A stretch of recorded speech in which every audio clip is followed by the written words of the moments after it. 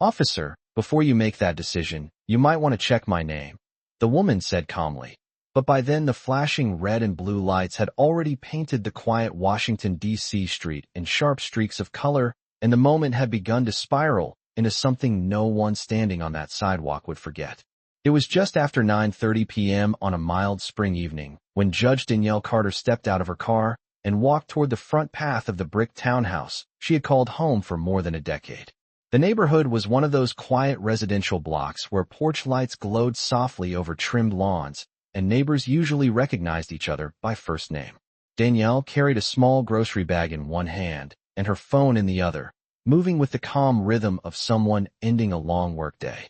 She had spent nearly 10 hours inside a federal courthouse earlier that afternoon, reviewing motions and writing notes for hearings scheduled later in the week, and all she wanted now was a quiet night, a cup of tea, and maybe half an hour of silence before the next morning arrived. But as she stepped onto the sidewalk leading to her front gate, the low rumble of a police cruiser slowed behind her. Officer Kyle Mercer sat behind the wheel, scanning the dim street the way patrol officers are trained to do, watching for anything that looked unusual. From his vantage point, the scene in front of him seemed simple. A black woman standing outside an expensive home late at night, keys not yet in the door, moving slowly beneath the porch light. Mercer had worked this district for several years and believed he knew the patterns of the neighborhood well. He pulled the cruiser to the curb and stepped out, the radio on his shoulder crackling faintly with distant dispatch chatter. The sudden wash of red and blue lights caught the attention of two neighbors across the street who paused while unloading groceries from their SUV. Mercer's voice cut across the still evening air with professional authority as he called out for the woman to stop and keep her hands visible. Danielle turned toward him, her expression steady and controlled, not startled, but clearly aware that something unnecessary was unfolding. She explained in a calm tone that she lived there and had just returned home, but Mercer's posture remained firm, his assumptions already forming a narrative in his mind. A phone appeared in the hands of a young man standing near the corner mailbox as curiosity began to spread along the block. Danielle stood still beneath the porch light, the glow reflecting gently off the windows of her home behind her, and in that moment the scene looked almost ordinary. An officer asking questions, a resident answering them, neighbors watching quietly from the edges of the sidewalk. Yet there was something else in the air too, something subtle but unmistakable, the kind of tension that grows when two very different understandings of a situation collide. Danielle inhaled slowly and repeated, with measured patience, that this was indeed her home. Mercer glanced briefly at the house, then back at her, still unconvinced. And as the cruiser lights continued to flash across the brick walls and quiet lawns of the street, the moment moved closer to a realization that would soon turn an ordinary patrol stop into a story the entire city would be talking about. Danielle Carter did not raise her voice, and she did not step back as the patrol lights continued to wash across the quiet brick homes along the street, because years inside federal courtrooms had taught her that calm often carried more power than volume. She stood beneath the porch light with one hand resting gently against the grocery bag at her side, while Officer Kyle Mercer watched her carefully, trying to reconcile the confident tone in her voice with the assumptions already forming in his mind. From where he stood, the situation still appeared suspicious to him. The house behind her was one of the larger properties on the block, a renovated 3-story townhouse with tall windows and a polished oak door that reflected the flicker of the patrol lights. Mercer had driven past this address many times during his evening patrols, and he believed he knew who lived here, or at least he believed he knew the kind of people who usually owned homes like this. Danielle noticed the doubt in his expression immediately. She had seen that same look before, not only on the streets of Washington, but also inside courtrooms when attorneys underestimated her before realizing who was presiding over the bench. The difference tonight was that she was not wearing a robe in the courtroom.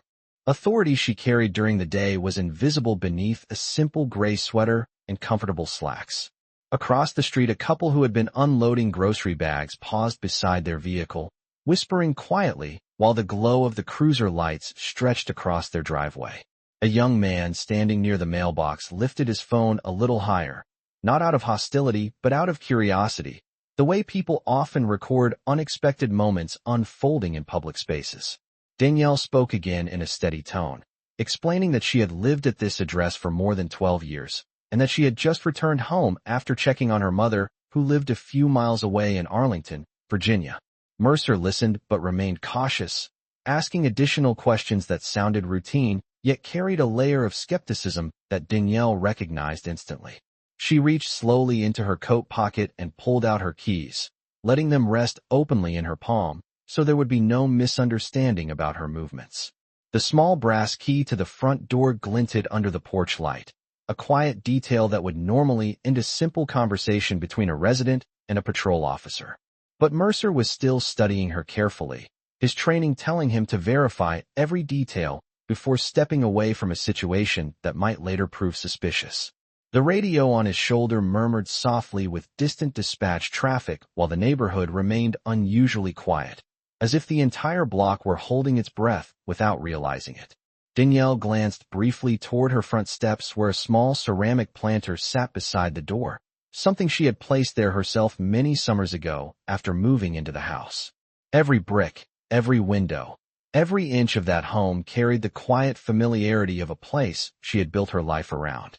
Yet at that moment the simple truth of belonging was colliding with an officer who believed the scene in front of him did not quite match the story she was telling.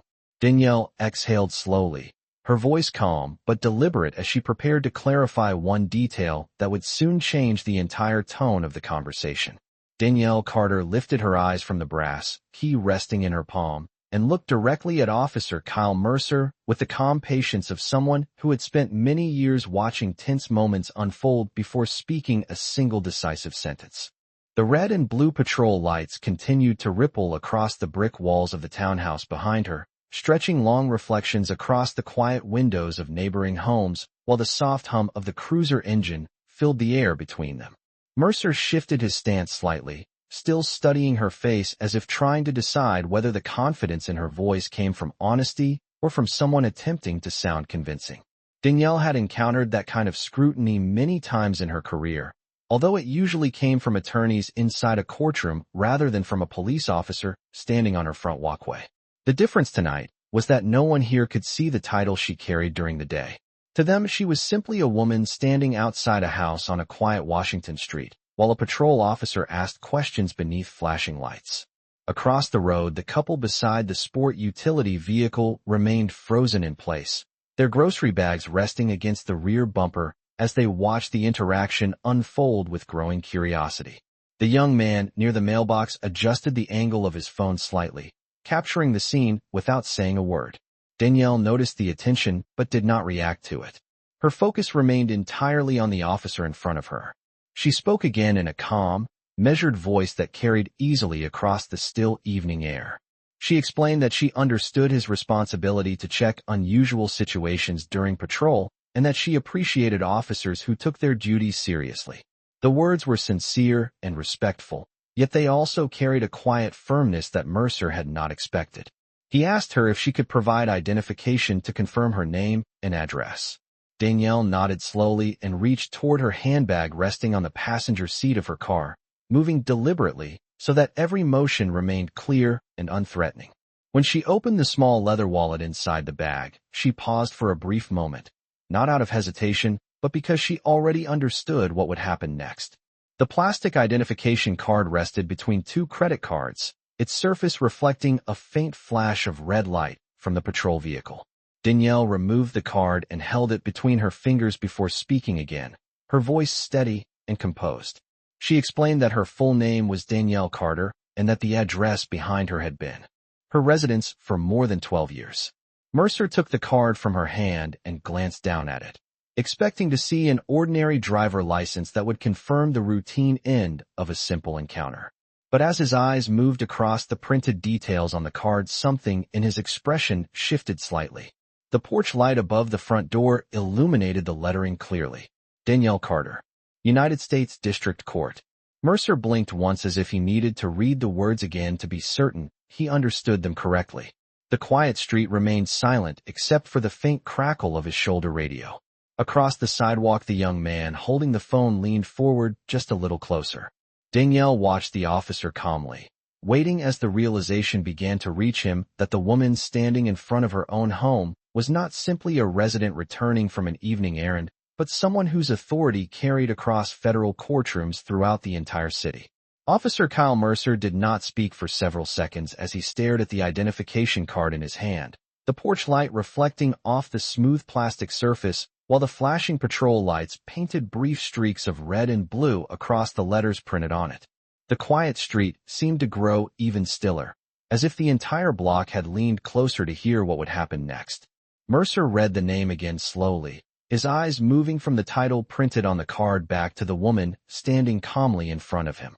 Danielle Carter did not rush to explain anything further. She simply stood beneath the porch light with quiet composure, allowing the information in the officer's hand to speak for itself. The grocery bag remained resting lightly against her leg, the brass key still visible between her fingers. Across the street, the couple beside the sport utility vehicle exchanged a quick glance, their curiosity shifting into something closer to surprise as they noticed the change in the officer's expression. The young man near the mailbox lowered his phone slightly, his eyes fixed on Mercer's face as the realization began to settle in. For years, Danielle Carter had presided over federal hearings inside a marble courtroom only a few miles away from this neighborhood. Attorneys had stood before her bench presenting arguments.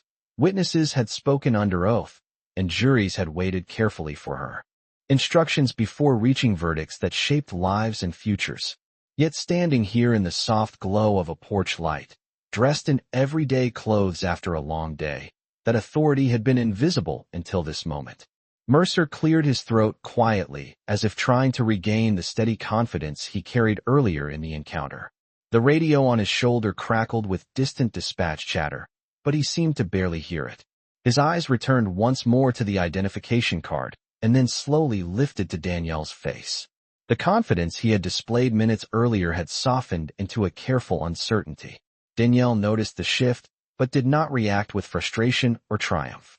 Instead, she spoke in the same calm tone she had used since the beginning of the conversation. She explained that misunderstandings could happen and that she respected the responsibility officers carried when patrolling neighborhoods late at night.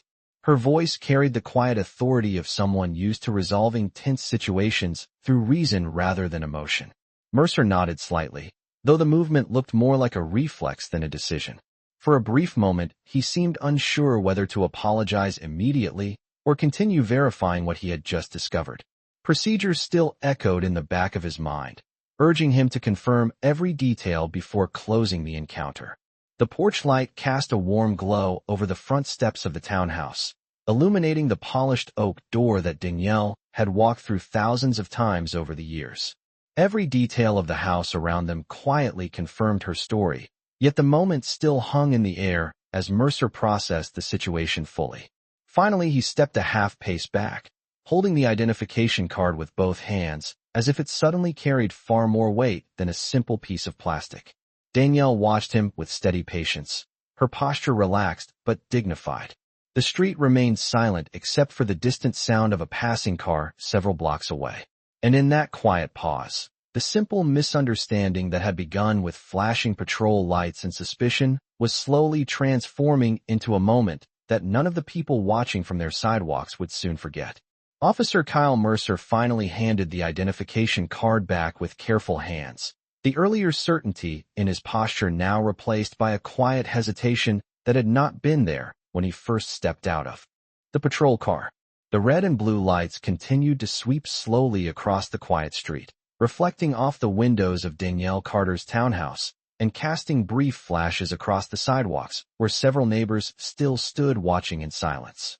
Danielle accepted the card calmly and slid it back into her wallet without any dramatic reaction. Her movements were unhurried and composed, the same steady rhythm she carried inside a courtroom when attorneys argued difficult cases in front of her bench. Mercer shifted his weight slightly and glanced toward the cruiser behind him, as if searching for the right words to reset the moment. The confidence that had filled his voice earlier had faded into a cautious tone.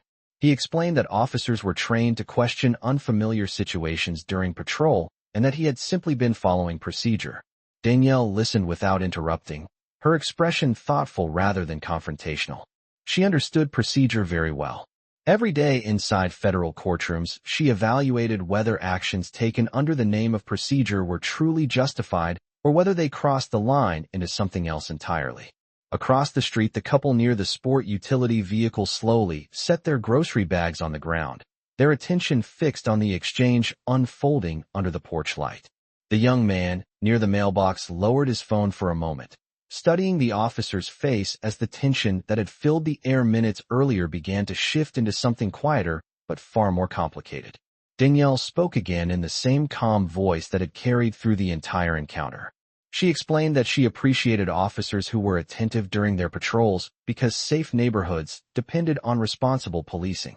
At the same time, she gently pointed out that assumptions could sometimes lead to unnecessary confrontations when simple facts were overlooked. Mercer nodded slowly as he listened, the meaning behind her words settling over the scene with quiet weight. He glanced briefly at the townhouse behind her, noticing details that had seemed invisible earlier in the encounter. The familiar doormat beside the front door, the porch light that had clearly been switched on from inside the home before she arrived, the small ceramic planter near the steps that had probably been there for years. Each detail quietly confirmed that the woman standing before him truly belonged here. Danielle rested the grocery bag on the porch step and folded her hands calmly. In front of her, her posture remained relaxed, yet there was an unmistakable dignity in the way she carried herself. The same dignity that filled the courtroom when she entered from the judge's chambers each morning. Mercer inhaled slowly and finally offered a brief apology for the misunderstanding, his voice measured but sincere. Danielle acknowledged the apology with a simple nod, neither dismissing it nor prolonging the moment unnecessarily.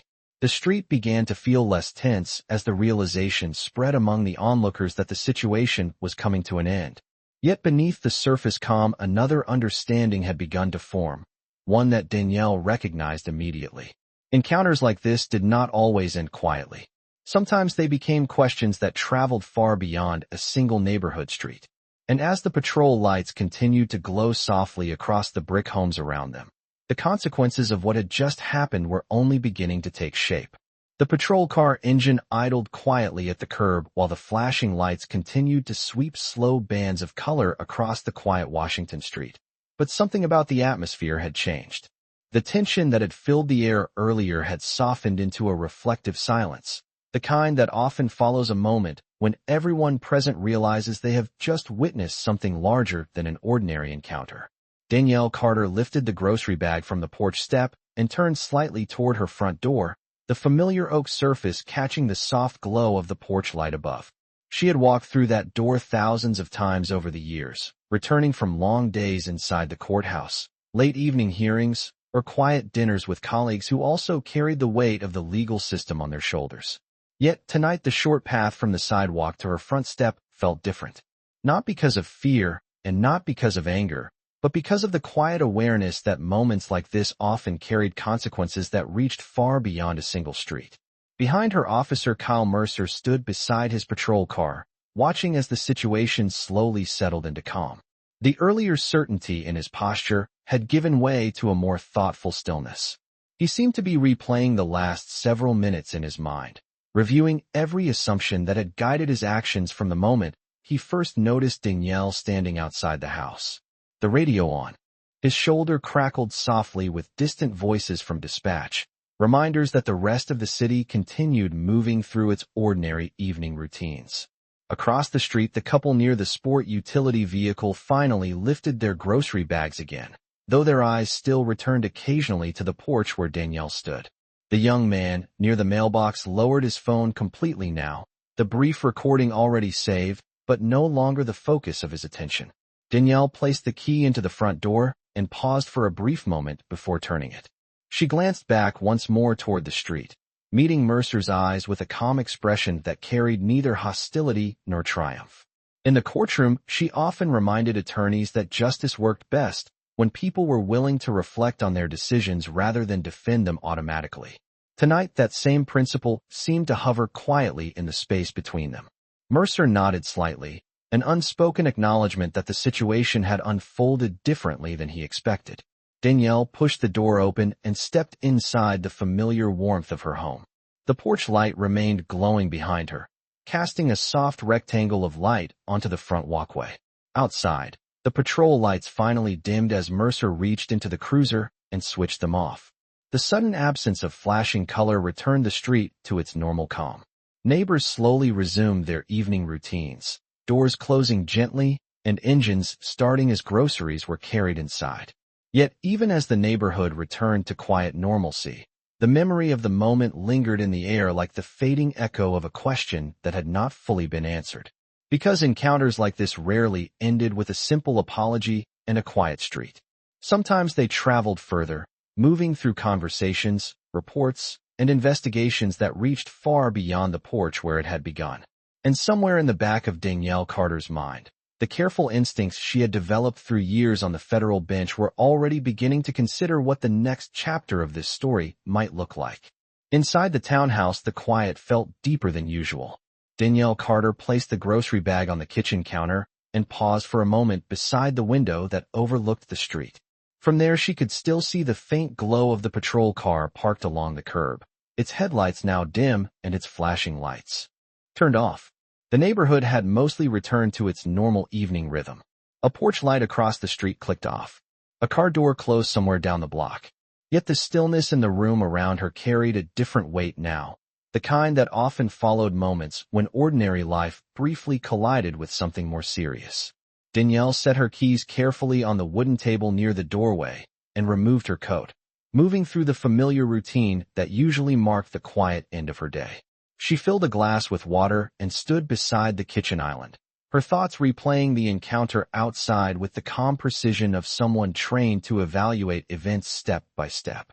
Years on the federal bench had shaped the way she observed situations like this. She rarely reacted immediately. Instead, she examined details, tone, timing, and intention before reaching any conclusion. The officer's words, his posture, the assumptions that had guided the encounter, all of it passed through her mind in careful order. Outside, the patrol car engine started softly as Officer Kyle Mercer prepared to leave the block. For a brief moment, the headlights swept across Danielle's front window before the vehicle slowly pulled away from the curb and disappeared at the end of the street. The quiet return of darkness felt almost symbolic, as if the street itself had closed the moment behind it. But Danielle knew better. Situations like this rarely ended the moment the patrol car drove away. Often they continued in the form of reports, internal reviews, and questions about how a simple misunderstanding had escalated into something far more complicated. She walked into the living room where a neatly organized desk stood beside the window. A folder rested there containing documents she had brought home from the courthouse earlier that day. Federal judges were accustomed to long evenings reviewing motions and preparing for hearings. But tonight her attention drifted away from the legal papers and back toward the events outside. Across town, in a police precinct office, Officer Mercer was likely completing a routine patrol log, describing the interaction in the brief language officers used for daily reports. Yet Danielle understood that even routine documentation sometimes revealed more than the writer intended. The law often moved quietly, beginning not with dramatic courtroom scenes, but with simple records written late at night after a shift ended. Danielle sat down, slowly in the chair beside the desk, and opened her notebook. She did not rush to write anything at first. Instead, she looked out the window again at the now silent street, where the porch light continued to glow softly above the front door. The same light that had illuminated the entire encounter only minutes earlier. After a thoughtful pause, she picked up a pen and began writing down the details of the evening in calm, precise sentences. The time, the location, the questions that had been asked, the assumptions that had shaped the moment. She was not acting out of anger or frustration. She was simply documenting facts, the same way she expected every courtroom witness to do under oath. Because sometimes the quiet record of what happened in a single moment could eventually speak louder than the moment itself. And as Danielle Carter continued writing beneath the warm light of her living room lamp, the story that had begun on a quiet neighborhood sidewalk was quietly beginning its next chapter. The next morning, the city woke up the way it always did, with commuters filling early trains, coffee shops opening their doors, and the quiet rhythm of Washington returning to motion. But for Danielle Carter, the events from the previous night had not faded into the background the way ordinary encounters often did. By the time sunlight filtered through the tall windows of her townhouse, she had already finished reviewing the notes she wrote hours earlier, each detail recorded with the same careful precision she required from every witness who appeared in her courtroom. The street outside looked peaceful again, almost ordinary, yet the memory of flashing patrol lights still lingered in her mind like a scene paused in slow motion. Danielle placed her notebook inside a leather folder and prepared for the day ahead. The courthouse awaited, and federal hearings rarely paused for personal matters. When she arrived later that morning, the marble steps of the courthouse reflected the pale glow of early sunlight, while attorneys and clerks moved briskly through the entrance doors. Inside the building, the quiet authority of the judicial system settled around her like a familiar uniform. Colleagues greeted her with polite nods as they passed through the hallways, unaware that the calm judge walking beside them had spent the previous evening standing beneath patrol lights outside her own home. Danielle carried herself with the same composed dignity she always did, yet the notes in her folder were never far from her thoughts. Later that afternoon, after the final hearing ended and the courtroom emptied, she walked into her private chambers and closed the door behind her. The silence there felt deliberate and focused.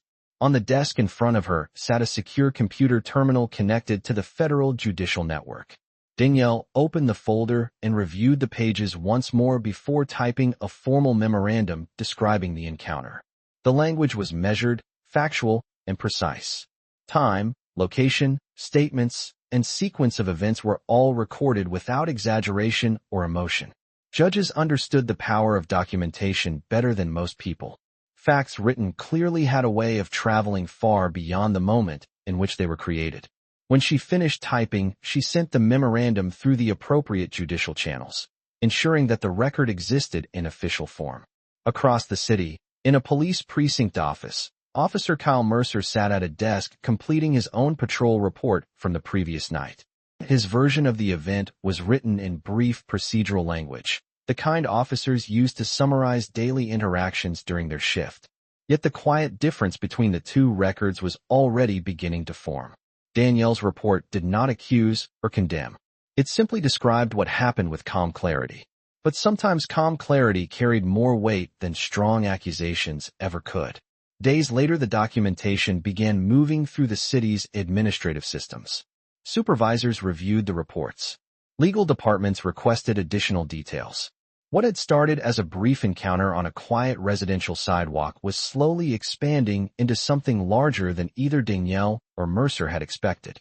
And while the neighborhood where the moment began had already returned to normal life, the careful record Danielle created that morning had quietly set another process in motion, one that would eventually reach offices far beyond the small block where a patrol car once stopped beneath the glow of a porch light. Weeks passed quietly after the memorandum moved through the city's administrative channels. Yet inside government offices, the careful documentation continued traveling from one desk to another. Supervisors reviewed the reports. Legal advisors compared timelines. What had begun as a brief encounter on a quiet residential street slowly unfolded into a broader discussion about procedure, assumptions, and the responsibilities carried by those who enforce the law. Danielle Carter did not follow every step of the process closely. Her work inside the federal courthouse demanded attention each day, and the rhythm of hearings, rulings, and legal arguments continued as it always had. Still, she understood that the legal system often moved slowly, guided by facts rather than emotion. Months later, a formal notice arrived from the city's legal department requesting a meeting to address the incident. The letter was written in careful language, acknowledging the documented encounter and the questions that had followed it through the review process. Danielle read the letter calmly at her desk in chambers. The same quiet composure she had shown on the sidewalk that night reflected in the way she folded the document and placed it inside her case folder. When the meeting took place several weeks afterward, city attorneys explained that the investigation had examined body camera records, patrol logs, and witness statements gathered from the neighborhood. The details were consistent with the documentation Danielle had written the morning after the encounter. The attorney spoke in measured tones about responsibility, about the importance of trust between communities and law enforcement, and about the need to resolve the matter in a way that acknowledged what had happened. In the end, the city offered a settlement agreement that closed the case with a financial payment of $750,000. The figure reflected not anger or punishment, but recognition that the situation should never have unfolded the way it did. Danielle listened quietly as the terms were explained. She did not celebrate the outcome, and she did not appear vindicated. Instead, she simply nodded once, understanding that the resolution represented something larger than a single moment on a residential sidewalk. Months later, the quiet street where the encounter began looked exactly the same as it always had. The brick townhouse stood beneath the familiar porch light. Neighbors passed by during evening walks, often unaware that the block had once become the center of a story discussed across city offices and legal departments. Danielle Carter continued her work at the courthouse each day, presiding over hearings where fairness and accountability guided every decision. On some evenings, she returned home just as she had that night months earlier, walking the short path from her car to the front door beneath the warm porch light. The street remained calm, the same quiet neighborhood it had always been. Yet the lesson carried forward beyond the block itself. Sometimes a moment that begins with a simple assumption ends with a reminder that dignity, patience, and careful truth have the power to reshape what happens next.